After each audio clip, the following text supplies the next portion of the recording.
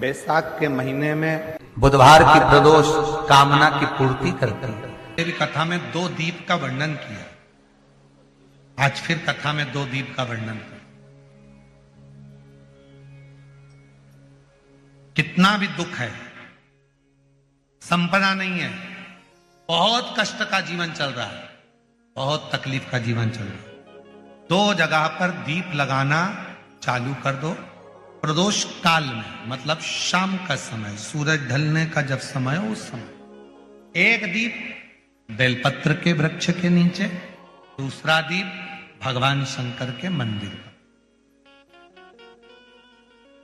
प्रदोष काल में जब ये 2 दीप लगना प्रारंभ हो जाते हैं तो भगवान अपने चारों हाथों से आपको संपदा देना प्रारंभ कर देते हैं। वो कुबरेश्वर महादेव बनकर धन वैभव देना प्रारंभ।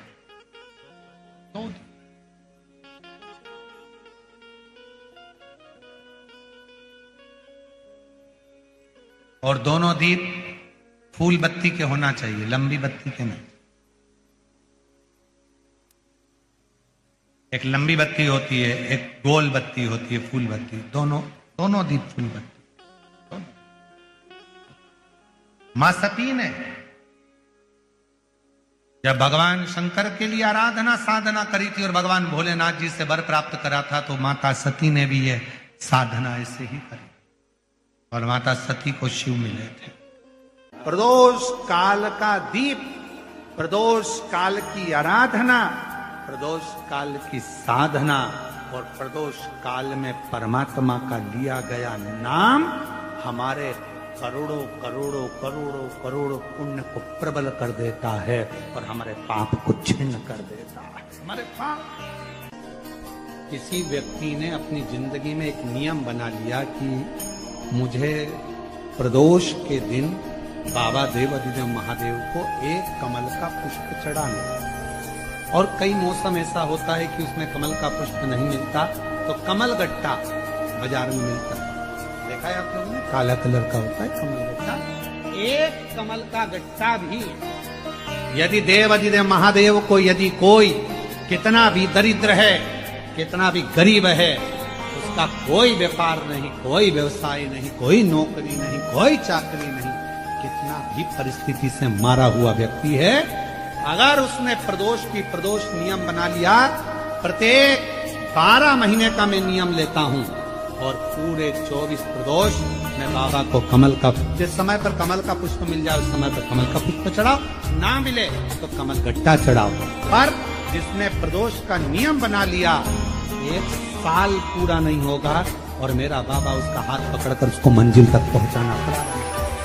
कितना भी दरिद्र, कितना भी दरिद्र। ये लोमश ऋषि की कथा कहती है, ये लोमश बाबा का चरित्र कथा, कितनी भी गरीब परिस्थिति क्यों ना हो, कितना भी दरिद्रपन क्यों ना हो, कुछ नहीं घर में, पर बाबा का आशीर्वाद। जैसे बैसाख और ज्येष्ठ 2 महीने ऐसे होते हैं जिन 2 महीने के किसी भी 2 प्रदोष पर यदि अनार का पुष्प शंकर भगवान को समर्पित करा जाता है, भगवान शिव जी को अगर अनार का पुष्प समर्पित करा जाता है तो संपदा की कमी नहीं होती, कभी वैभव की कमी नहीं होती। केवल 2 महीना ऐसा होता है, एक होता है बैसाख का महीना, एक होता है ज्येष्ठ का महीना। ये 2 महीने में कभी भी कोई सी भी 2 प्रदोष, किसी भी 2 प्रदोष को ले लो और उसमें अनार का फूल, जो अनार का फल लगता है उसमें फूल भी लगता है, अनार का यदि पुष्प, एक ही पुष्प यदि शंकर के शिवलिंग को समर्पित करा जाए तो कभी, हम तो यहां तक कहेंगे कि कोई बहुत छोटे से छोटा व्यक्ति है, भले हाथ गाड़ी चला रहा है, ठेला गाड़ी चला रहा है, रिक्शा चला रहा है, उसके पास धन नहीं है, बहुत कमजोर है, पैसा नहीं है, बहुत तकलीफ में है, बहुत दुखी है, तो हम तो उससे कहेंगे कि या तो बैसाख के महीने में या ज्येष्ठ के महीने में कोई भी 2 प्रदोष को अनार का पुष्प यदि वो समर्पित कर देता है तो निश्चित है उसके घर में वैभव संपदा बढ़ना प्रारंभ हो जाती है, कार्य में उन्नति है। एक पत्र है, अच्छा है। बैसाख महीने में जो प्रदोष आती है बैसाख के महीने में, बहुत ध्यान से सुनना भाई, जो अपनी जिंदगी से बहुत तंग आ गए हो, परेशान हो गए हो, कष्टमय जीवन जी रहे हो, बहुत दुखी हो गए हो, उनके लिए ये स्कंद पुराण का चरित्र फिर मिले ना मिले, आप प्रेम से सुन लो भाव से। पहला, बैसाख महीने की प्रदोष, चाहे वो शनिचरी प्रदोष हो, चाहे रविवार की हो, सोमवार की हो, मंगल की हो, बुधवार की हो, गुरुवार की हो, शुक्रवार की हो, शनिवार की हो, कोई भी वार की हो, पर बैसाख महीने की प्रदोष, प्रदोष काल में शाम का समय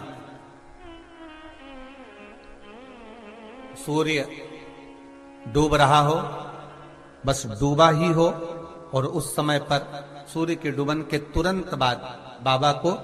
धतूरे के साथ में बेलपत्री ना चढ़ाते हुए बेलपत्री के वृक्ष के 7 कांटे बाबा के शिवलिंग पर समर्पित करे जाते हैं महाराज, अपनी जिंदगी में अड़चनों को हटाने के लिए। फिर आप जिस व्यापार में उतरे, जिस व्यवसाय में उतरे, जिस नौकरी में उतरे, आप दिल से करें, आपको तरक्की मिलेगी। आप हार नहीं सकते, नीचे नहीं आ सकते, उन्नति पर ही चढ़ेंगे। एक वैशाख मास की शादी के हो गए 40 वर्ष, शादी के हो गए और औलाद है ही नहीं, डॉक्टर ने भी तब आखिरी में एक काम चालू करो, प्रदोष का दिन दोनों पति पत्नी व्रत चालू कर दो प्रदोष का, और प्रदोष काल में शाम के समय जाकर एक ही दिए में 2 लंबी बाती जानते हो ना, रुई की लंबी कपास की बाती, दोनों बाती एक ही दिए में रखकर पति पत्नी दोनों उसको प्रज्वलित करना प्रारंभ करें, बाबा संतान देकर ही रहेगा, औलाद आएगी ही। कनेर के पुष्प एक बेलपत्र में रखकर नंदीश्वर के पास में बैठकर श्री शिवाय नमस्तुभ्यम बोलकर अशोक सुंदरी वाली जगह पर स्पर्श कराकर भगवान शंकर पर 7 फूल के साथ बेलपत्री की डंडी अशोक सुंदरी की साइड हो, ऐसा स्मरण करते हुए शिव को समर्पित कर दे। वही बेलपत्री